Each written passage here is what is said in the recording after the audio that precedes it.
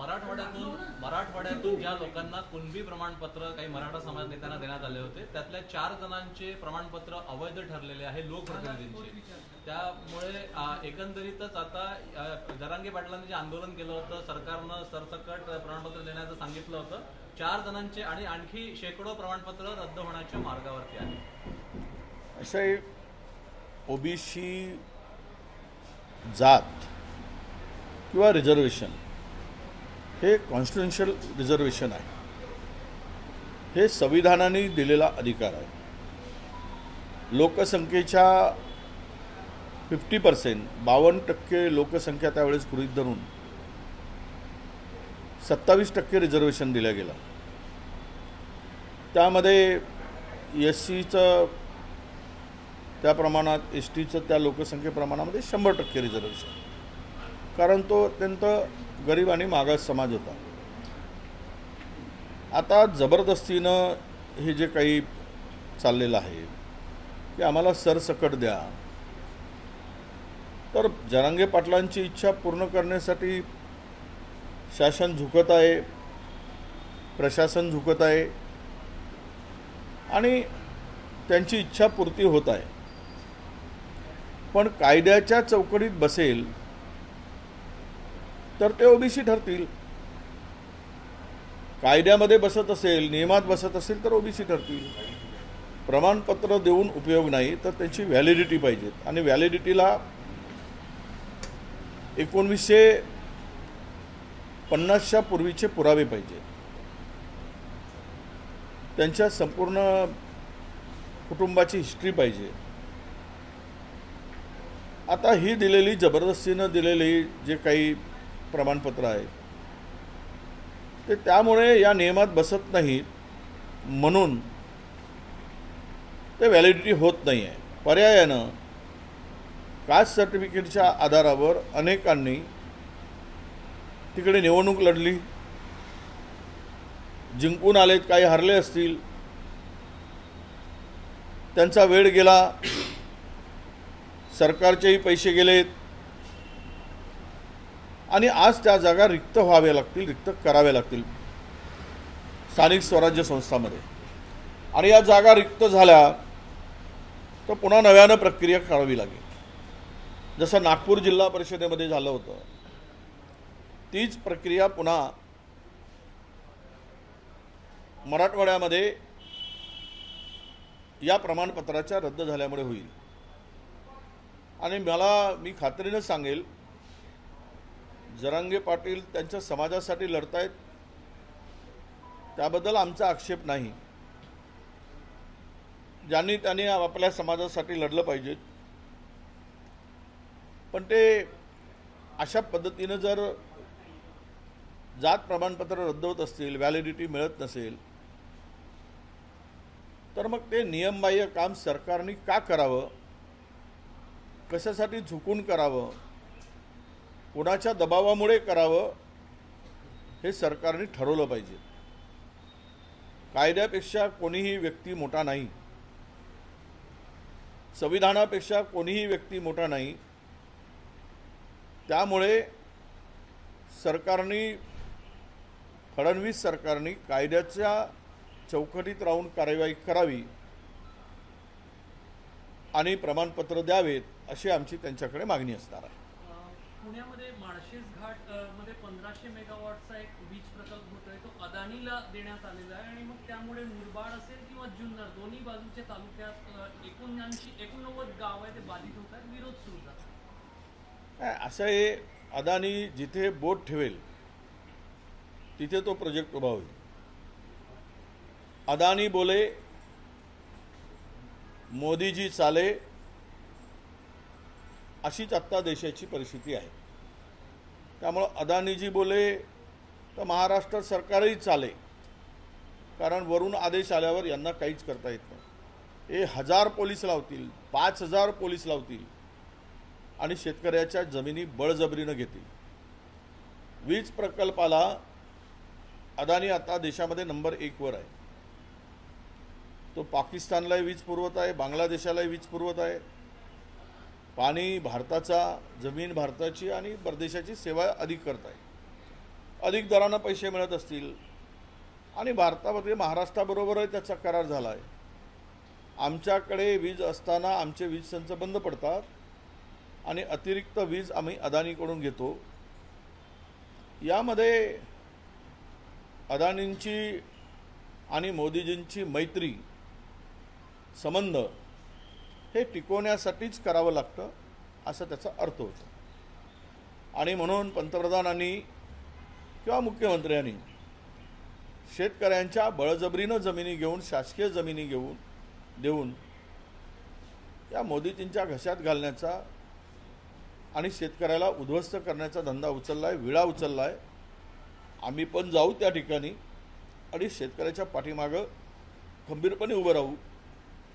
शेतकऱ्याच्या संमतीशिवाय कुठल्याही जमिनी सरकारने घेऊ नयेत. खूप जमिनी पडीक आहेत जिथे तुम्ही गडचिरोली जिल्ह्यामध्ये आयरन ओव्हरसाठी वन विभागाचे लाखो हेक्टर जमीन दिली, करोडो झाडं तोडलीत.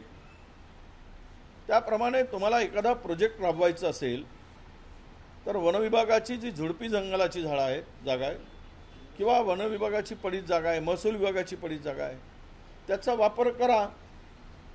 आता विजेमध्ये नंबर 1 वर अदानी आहे. गोडं तेल खाण्याच्या तेलामध्ये 1 नंबरवर अदानी आहे. विमानतळामध्ये सगळे विमानतळ त्यांनी घेतले आहेत. देशातील पोर्ट त्यांनी घेतलेले आहेत. ग्रेन्समध्ये आत्ता अदानी पुढे, सगळ्यात पुढे आहे. सिमेंट इंडस्ट्रीमध्ये पुढे आहे. डाटा सेंटरमध्ये अदानी आता देशात पुढे आहे. रिअल इस्टेटमध्ये जमिनी बरकवण्यामध्ये अदानी पुढे आहे. संपूर्ण अदानींनी बोट ठेवलं आणि ते अदानीला मिळालं नाही. महाराष्ट्रातील साधारणतः 7 ते 8 लाख कोटीच्या जमिनी अदानीच्या घशात घातल्या गेल्या आहेत. ते कवडी मोल दराने. शेतकरी 100% नाही 500% कर्जमुक्त झाला असता. या देशातील कर्ज संपूर्ण फेडू शकलो असतो. कर्जमुक्त हा देश झाला असता. परंतु दुर्दैवानं या देशामध्ये, आपल्या राज्यामध्ये अदानीच्या सेवेसाठी आम्ही सेवेकरी अदानीचे म्हणून कारभार चालला आहे आणि यामध्ये लोकांचे हाल होत आहेत. लोकांचे हाल यासाठी होत आहेत, 13 तारखेला आता आदिवासी विभागाचे कंत्राटदार उपोषणाला बसत आहेत. आदिवासी आश्रमशाळेतील पोरं कोरोना काळापासूनचे जवळपास राज्यातील 980 आश्रमशाळा आहेत. त्याचे 600 कोटी रुपये देत नाहीत म्हणून त्या आश्रमशाळामध्ये मुलांना, आदिवासी मुलांना अन्न मिळेना असं झालं आहे. त्यांना अन्नधान्य मिळत नाही, जेवायला मिळत नाही, ही परिस्थिती राज्यावर आली आहे. 13,000 कोटी रुपये आदिवासी विभागाचे कंत्राटदारांना देणे आहे. थोडे कमी झाले इतर ठेकेदारांचे, पण तेही सुद्धा आता जवळपास 58,000 कोटी रुपये PWDचे ठेकेदारांना देणे. आणि आत्ता राज्य 10.5 लाख कोटीच्या कर्जात आहे. हे म्हणतील की आमची पत आम्ही ओलांडली नाही. आता पतच ओलांडण्याची राहिली आहे. ती पत त्यांच्या छातीपर्यंत गेली आहे, ती गळ्यापर्यंतची जायची वाट पाहत आहे.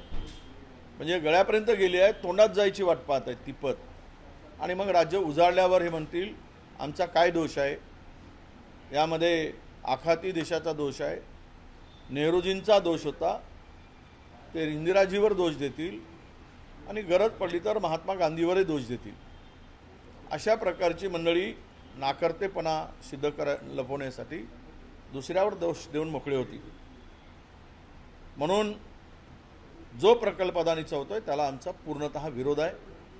कुणाची जागा शेतकऱ्यांची बळजबरीनं घेऊ नये ही त्यामागची आमची भूमिका आहे. आज सरसंघचालक मोहन भागवत तरुणांशी मुंबईत संवाद साधणार आहे. 100 शहरातील 2,000 तरुण जाणार आहे त्या ठिकाणी. कुठंतरी झेंजीला महत्त्व देताना पुन्हा एकदा संघ परिवार आणि भाजप दिसतं. आता जे झेंजीच्या संदर्भात देशात झालं वो फिर से वापस आने वाला नहीं है. पुन्हा काही ते परत येईल असं मला वाटत नाही. मोहन भागवतांच्याकडे काय आयडियोलॉजी आहे? तरुणांसाठी कुठला प्रोग्राम आहे ते जाऊन संवाद देऊन सांगतील की तुम्ही उद्यापासून संघ शाखेत या, देशभक्तीचे डोस देतील आणि सांगतील की इथे जर आला तर तुमचं पोट भरेल. पोट त्यांचं भरणार नाही आहे, संघाच्या भरोशावर जे सत्तेत आले त्यांचं पोट भरणार आहे. पुन्हा एकदा या युवकांचा वापर सत्तेसाठी करण्यासाठी कदाचित सरसंघ चालकाची धडपड असेल. जी जे सध्याची स्थिती आहे भारतीय जनता पक्षाची, या देशातील युवा हा पूर्णतः या सरकारची ऐशी तैशी करतो आहे, या सरकारच्या विरुद्ध उभा ठाकला आहे. आणि म्हणून भारतीय जनता पक्षाच्या नेत्यांच्या पोरांना बोलवून दुसरे तर कोणी जाणार नाही आणि विद्यापीठावर सगळे संघाचीच माणसं बसवली आहेत. त्यामुळे सरकार फतवा काढेल की प्रत्येक विद्यापीठातून 200-400 पोरं पाठवा आणि त्यांना घेऊन जबरदस्तीनं तिथे त्या मोहनजी भागवतांच्या पुढे बसवलं जाईल आणि खोट्या देशभक्तीचे धडे दिले जातील. हे सर्व मूर्ख बनवण्याचा नवीन नवीन उद्योग यांच्या डोक्यात शिजत असतो. त्यातून ही नवीन उपज आहे असं मी मानतो. काँग्रेसच्या ट्विटर हँडलवरून गुन्हे गुडिया हे ट्विट करण्यात आलं होतं, ते हटवलं असं काँग्रेसकडून सांगण्यात आलं होतं, मात्र ते अजूनही हटवलं गेलेलं नसतं. नाही, गुंगी गुडिया ही शिवी आहे का? यांच्या अकलेचे दिवाळे निघाले पाहिजे, यांना काहीच कार्यक्रम नाही. हे यांची गोची झाली. अजितदादा गेल्यानंतर अजितदादांच्या विमानाचा जो अपघात झाला, साधा FIR होत नाही आणि हे यांच्या तोंडातून ब्र निघत नाही. अरे सत्तेचे भुके कंगाल तुम्ही, भिकारी, सत्तेसाठी मरणारे तुम्ही, तुमचा नेता जातो त्यावेळेस तुम्ही ब्र काढत नाही आणि गुंगी गुडिया म्हटल्याबरोबर तुम्ही बॅनर आणि फोटो लावून जाडता. थोडी लाज ठेवा. गुंगी गुडिया हा शब्द, आपण लहान मुलगी जर कमी बोलली तर आपण गुंगी गुडिया म्हणतो. इंदिराजींना सुद्धा गुंगी गुडिया म्हटलंय, राम मनोहर लोहियांनी, कोणी बोलला नाही त्या संदर्भात. ही काय शिवी आहे? अपमान आहे. त्यांनी अधिक बोलावं आणि प्रभावीपणे काम करावं. म्हणून हा कदाचित त्याच्या मागचा उद्देश आहे की प्रभावीपणे तुम्ही या ताकदीनं आणि बोला, मी या पदावर राहणार नाही जोपर्यंत अजितदादांच्या विमानाच्या अपघाताची संपूर्ण चौकशी होत नाही. किंवा एवढं तरी बोला. देऊ नका राजीनामा, आम्ही मागणारही नाही, आमचा अधिकारही नाही. पण हे जे काही मंडळी त्यांची लालून चांगण करणारी जी काही मंडळी असतात काही पदासाठी, ते असा उपद्रव करतात. असला काय याच्यात आहे आम्हाला कळत नाही. अरे जे सेंगरची जलातून निघाल्यावर मिरवणूक काढतात बलात्काराची, तो माजी आमदारांची बलात्काराच्या आरोपीची, त्यांनी सांगावं आम्हाला महिलांच्या सन्मानाच्या संदर्भात. ज्यांचा पंतप्रधान महिलांना विवस्त्र करून त्या मणिपूरमध्ये फिरवलं जात होतं, त्यांची धिंड काढली जात होती. ना गृहमंत्री गेलेत ना पंतप्रधान जाऊन आलेत. ते महिलांच्या संरक्षणाच्या गोष्टी सांगाव्यात. राजरोजपणे दररोज बलात्काराचे आणि महिलांवर अत्याचाराचे गुन्हे घडत आहेत. तो तुमचा महिला पैलवानावर जवळपास 30 महिला पैलवानांवर झालेला अत्याचार, त्यांनी पोरींनी केलेला आक्रोश जंतर मंतरवर, इंडिया गेटवर 60 त्याचे क्लिप आहेत. तरी तो त्यांचा माजी खासदार ब्रुजभूषण तो निर्दोष सुटतो, निर्दोष सोडला जातो. पोलीस चौकशीमध्ये त्याला निर्दोष ठरवलं जातं म्हणून कोर्ट त्याला सोडतो. यावरून यांची नियत काय आहे, करणी काय आहे आणि बोलणं काय आहे हे भारतातील लोकांना, हिंदुस्थानच्या लोकांना माहीत आहे. त्यामुळं आम्ही त्या राष्ट्रवादीलाही सांगतो आहे, बाबा रे, गुंगी गुडिया म्हटल्यानंतर इंदिराजी ज्या तेजानं उभे झाल्या, ज्या ताकदीनं उभे झाल्या आणि हा एक आयर्न लेडी म्हणून त्या देशामध्ये नव्हे तर जगामध्ये प्रसिद्ध झाल्या, तसं कर्तृत्व आणि हिंमत आमच्या सुनेत्रा ताईंनी दाखवावं यासाठीच आमचा थोडासा प्रयत्न होता. खरं तर मंडल यात्रा एकीकडे निघाली आहे, पण दुसरीकडे दुसऱ्या टप्प्यात ही जात गणना नाही, ओबीसी नोंदणीचा संभ्रम आहे, याकरता केंद्राकडून स्पष्टीकरणाची पण मागणी होते. असा आहे, पहिला टप्पा पार पडला, आम्हाला मूर्ख बनवलं ओबीसींना देशातील पंतप्रधानांनी. पार्लमेंटमध्ये त्यांनी सांगितलं फ्लोअरवर की आम्ही जातनिहाय जनगणना करू, बाहेरही सांगितलं. राहुलजींचा दबाव वाढला, ओबीसीच्या हक्कासाठी राहुल गांधी ताकदीने उभे झाले. त्यावेळेस आता पंतप्रधानांनी पोटातून बोलले की ओठातून बोलले माहीत नाही, पण बोललेत. पण पहिल्या टप्प्यामध्ये मात्र ओबीसीचा स्वतंत्र कालम त्या ठिकाणी दिसला नाही. आणि म्हणूनच आमचा आता दुसरा टप्पा सुरू होतो आहे जनगणनेचा. त्यामध्ये तरी ते कालम असावं यासाठी आम्ही सरकारकडे ही मागणी घेऊन ही यात्रा आम्ही काढतोय. आणि सरकारच्याकडे, गव्हर्नमेंटकडे किंवा मोदी सरकारकडे आमची ही मागणी असणार आहे की तुम्ही काहीही करून तुम्ही दिलेला शब्द, तसे तुम्ही खूप शब्द देता पण पाळत नाही, पण किमान ओबीसीचा शब्द तरी पाळावा अशी त्यांच्याकडे आमची मागणी असणार. रवींद्र धंगेकर म्हणाले की सत्तेत असलेली भाजप ही एकनाथ शिंदे यांच्या लाडकी बहीण योजनेमुळे आहे, त्यामुळे त्यांनी शिवसेनेवर काही आरोप प्रत्यारोप न करता आभार मानायला पाहिजे. असं आहे, भारतीय जनता पक्षाचे दिवस जे फुललेत, आमच्या सरकारच्या जर गेलं नसतं आणि एकनाथजी शिंदेनी जर शिवसेना फोडली नसती आणि सरकार भारतीय जनता पक्षाबरोबर स्थापन केले नसते, तर आज भारतीय जनता पक्षाचे 40-50च्या पलीकडे आमदार राहिले नसते. धनगेकरांच्या बोलण्यात दम आहे, ते सत्य बोलत आहे. त्यावेळेस एकनाथ शिंदेनी तिजोरी खाली करून महाराष्ट्रातील जनतेला वाटलं, ते मग लाडकी बहीण योजना असेल, मुख्यमंत्री प्रशिक्षण युवा योजना असेल, तीर्थयात्रा काढली आणि जो येईल त्याला मुक्त हस्ते तिजोरी खुली केली. त्यामुळं भारतीय जनता पक्षाचे दिवस चांगले आले. नाही तर महाराष्ट्रामध्ये सत्ता गेली नसती, तर मात्र आज भारतीय जनता पक्ष सत्तेत नसती, हे त्यांचं म्हणण्याला नक्की आधार आहे. हो, राष्ट्रीय ओबीसी महासंघाकडून एक वक्तव्य करण्यात आलेलं आहे की आता काही ओबीसीचे नेते तयार होत आहेत, जे नेते हे जय ओबीसी सुद्धा बोलत नाही. माहीत नाही त्यांना कोणाला म्हणायचं आहे, पण जय ओबीसी म्हणून सरकारच्या भरोश्यावर बिल्डिंगा बांधणारे जे आहेत आणि सरकारचं धन घेऊन जर जय ओबीसी म्हणत असतील तर त्यांना आमच्या शुभेच्छा आहेत. बँगलोरला गेले, आज बँगलोरला राष्ट्रीय ओबीसी महासंघाचं अधिवेशन आहे, तर तुमची अनुपस्थिती आहे तिथे? नाही, ते आम्ही सरकारचं लालून चांगण करायसाठी महाराष्ट्राच्या ओबीसी मेळावे देशात कुठे होत असतील तरी मी यापुढे जाणार नाही. काही मागायची ठोस भूमिका असेल तर त्या मेळाव्यात मी पक्षाचा संबंध न ठेवता जाईल. थँक्यू. चंद्रपूर राडा झाला, चंद्रपूरमध्ये स्वीकृत नगरसेवकाच्या प्रश्नावरून तुमच्या महानगरपालिकेत काय?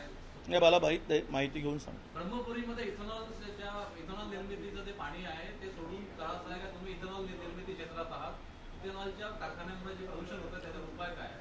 नाही, असं आहे, ते गावाच्या जवळ ते प्रोजेक्ट आहे आणि त्यामुळे तिथून दूषित पाण्यासंदर्भात मी पर्यावरण विभागाच्या अधिकाऱ्यांशी बोललो आहे, त्यांना तिकडे पाठवलं आहे.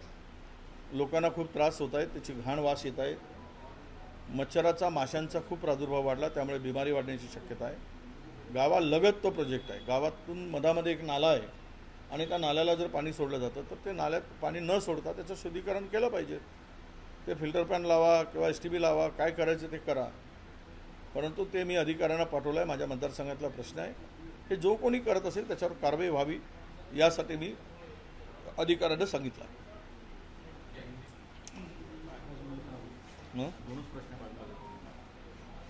हे नको होऊन जातं एवढं तरी सगळं काम. आज मोहनजी भागवत जो है जेनजी और जेनजी अल्फा को आज संबोधित करने वाले कैसे देखते हैं?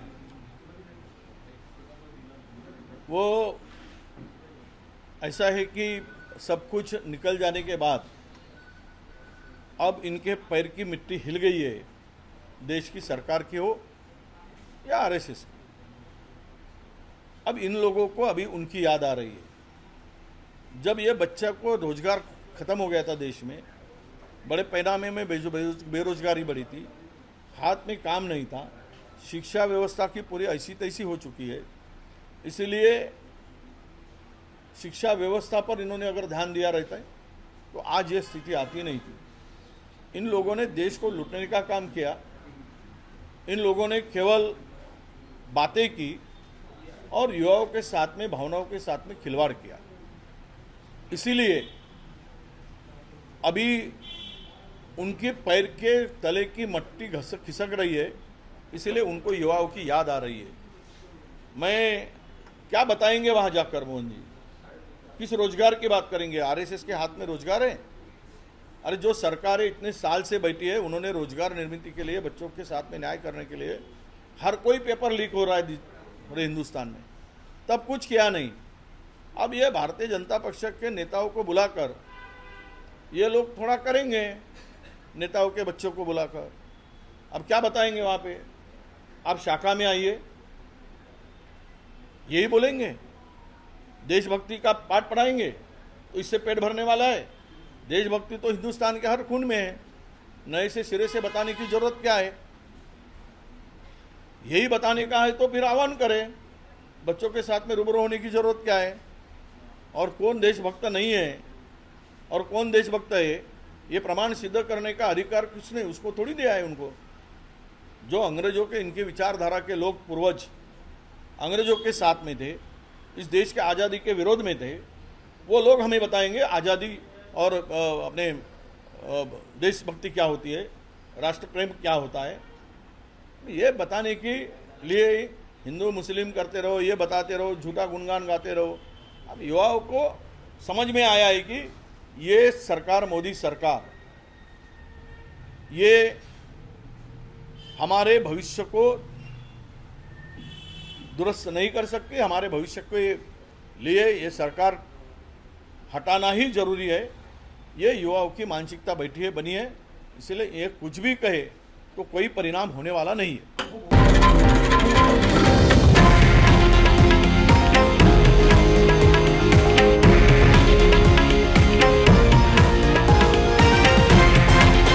हे आहे देशातील नंबर 1 न्यूज नेटवर्क आणि आपण पाहत आहात TV9 मराठी, एकमेव।